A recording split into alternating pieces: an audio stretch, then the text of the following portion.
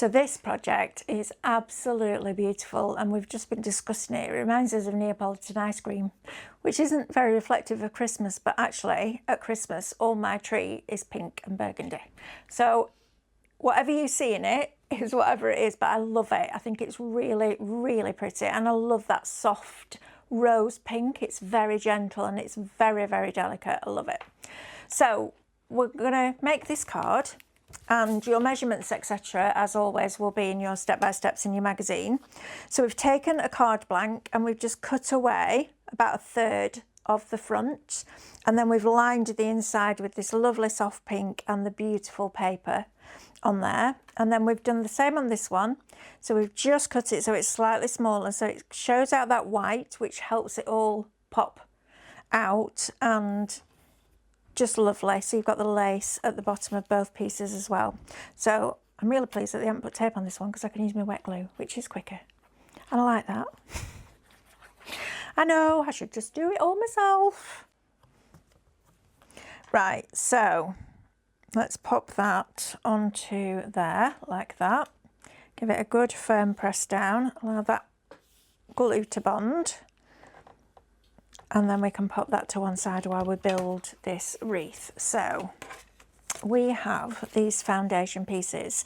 So the solid, then the one that has the aperture cut out of the middle.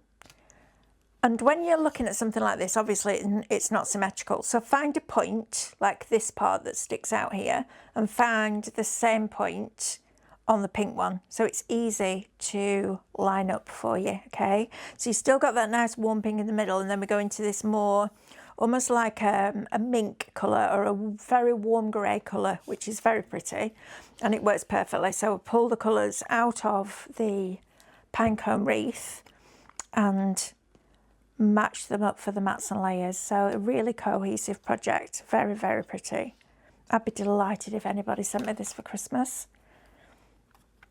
Right, so I'm just wiggling that around to make sure that it's in place, and then press that down. And then we have this fabulous, fabulous wreath.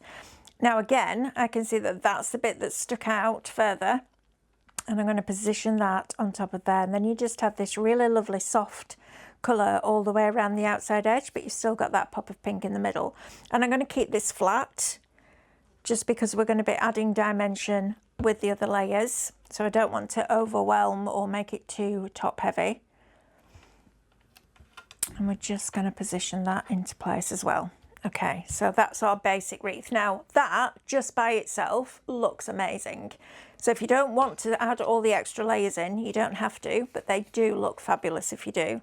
Now they've put foam tape on this. Personally, I would use Pinflair glue gel, because I think it just gives you a little bit more, certainly more stability, but it also gives you a bit of wiggle room, and you can bend and shape it a little bit better if you use it with a wet glue. So I'm going to position this over here like that. You see, so I could have put more foam, more glue under there and had that raised up a little bit more, whereas with foam pads it's quite flat, even though you've got that dimension. So what I'm going to do with this one is bend this and then use my glue gel on here. So I'm going to put a little bit on there, a little bit more there, and then a little bit more down here. So then I can press that down quite flat at the inside of the wreath, and then have it stood up on an angle the further out it gets, so it adds a little bit more lift to it. Then we've got these fabulous pieces that are going to go here. I'm going to do the same thing. I'm going to be a right rebel today, aren't I? I'm going to put those on there like that. And then you've got a second layer of that if you want it as well, or you could pop it, you know, if you don't particularly want the star on it, you could pop it over there. You could pop it on here and just add a little bit more interest, which I think is what we'll do. So don't always think that you have to line the decoupage up perfectly. It's not about that. You know, the decoupage is about adding a little bit more depth and dimension, but you can also mix it up a bit. Don't be scared of doing that. And then we'll pop these little pieces here, just like that. And then we'll have the little star on here.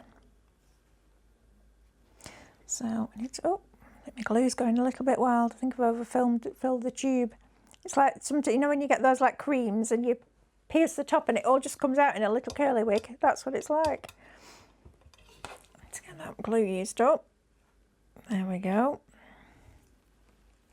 And that's going to go on there like that. And then we've got these fabulous little ribbons that are going to go around and make it look like it's been tied like a wreath.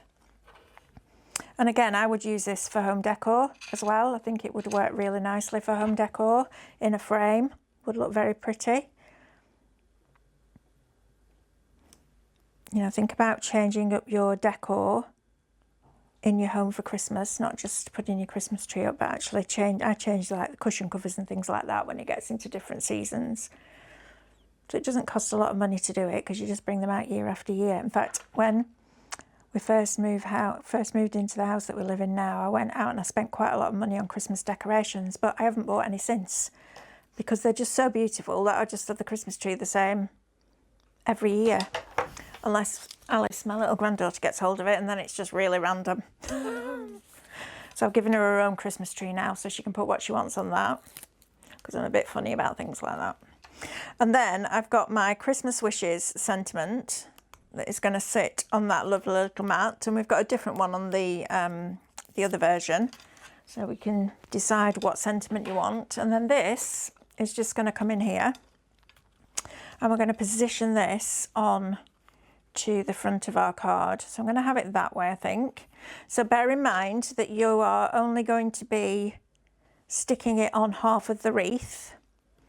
Turn that over and just put your glue around there. You don't need a lot because it is super strong. In fact, it's holding my registration plate on my car at the moment. It's Pinfly glue gel. That's how good it is. Put that back in there. And then our sentiment, Christmas wishes, I'm going to just pop slightly to one side like that. So I've got my foam tape, but I am going to put a little bit of glue gel on there as well. I think it's getting a bit run away with itself, this glue. It's like it's alive. Oop. And then I'm just going to position that in there like so. And then if you wanted to, you could take the star and you could position it in the top corner like that.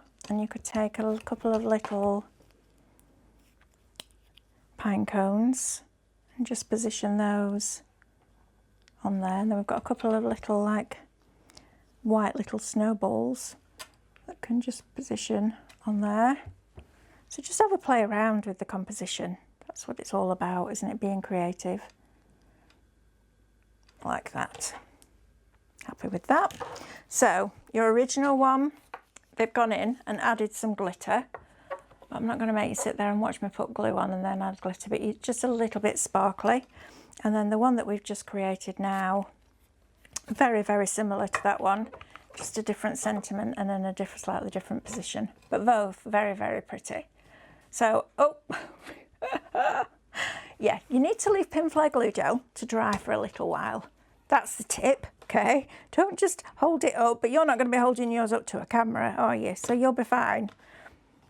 There you go, like that, and just let it dry. I leave Pinfly about 3 to 4 hours and it dries really, really solid. So it's a great glue to use for things like this. Right, I'm going to wipe down and then we'll come back with the next one.